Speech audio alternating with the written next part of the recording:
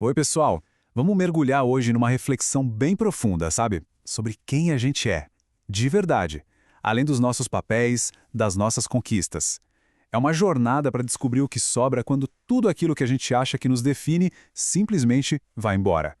E o ponto de partida é justamente essa pergunta, né? É ela que vai guiar toda a nossa conversa. Pensa bem, o que é que sobra quando os nossos papéis, nossas funções, todas essas definições que a gente carrega simplesmente desaparecem?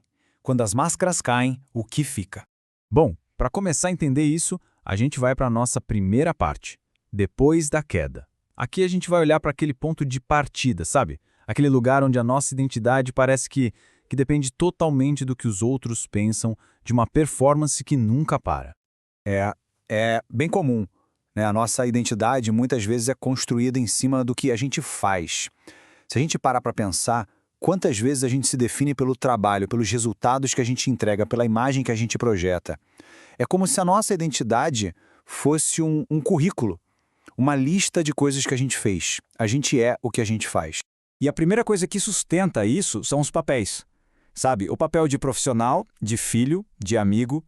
Cada um vem com um script, né? Quase como se a gente estivesse atuando o tempo todo. Depois, claro, vem as expectativas.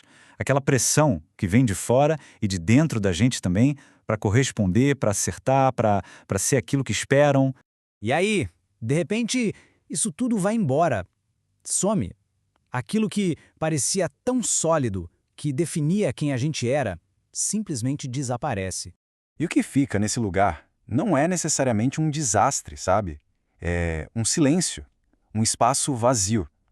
E é justamente nesse silêncio, sem todo aquele barulho de antes, que algo novo pode finalmente ser notado.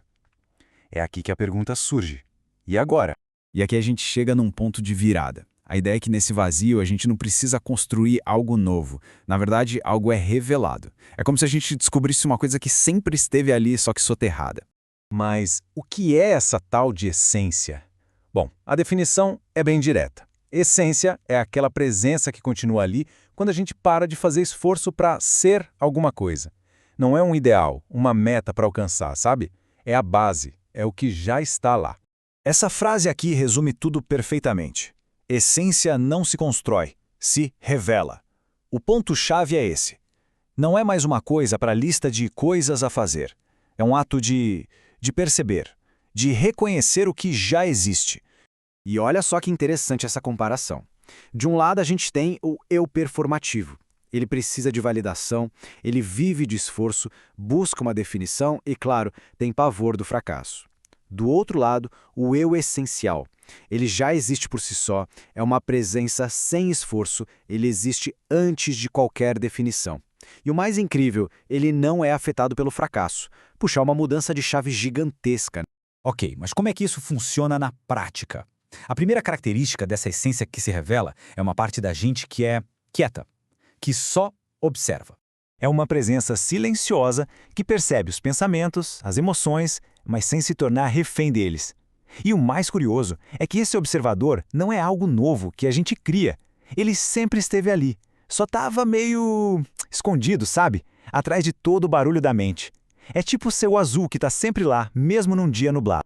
E o processo é mais ou menos assim. Primeiro, surge uma emoção, um pensamento. Normal.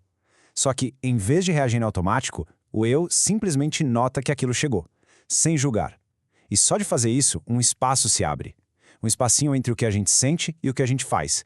E nesse espaço mora a liberdade. Agora vamos para outra mudança, que é ainda mais sutil, mas, nossa, muito profunda. É sobre sentir antes de explicar. A proposta aqui é, e se em vez de correr para entender e colocar um rótulo em tudo, a gente priorizasse a experiência em si, o que a gente sente primeiro. É uma mudança da necessidade de controlar a experiência para a capacidade de simplesmente estar com ela. Muitas vezes a gente usa explicações como uma defesa, né? Ato ansioso por causa daquela reunião. A ideia aqui é deixar essa necessidade de lado um pouco. Permitir que a ansiedade, por exemplo, apenas exista, sem precisar criar uma história inteira em volta dela. E essa frase aqui é o ponto central. Primeiro, a vida é sentida. Depois, se necessário, é compreendida.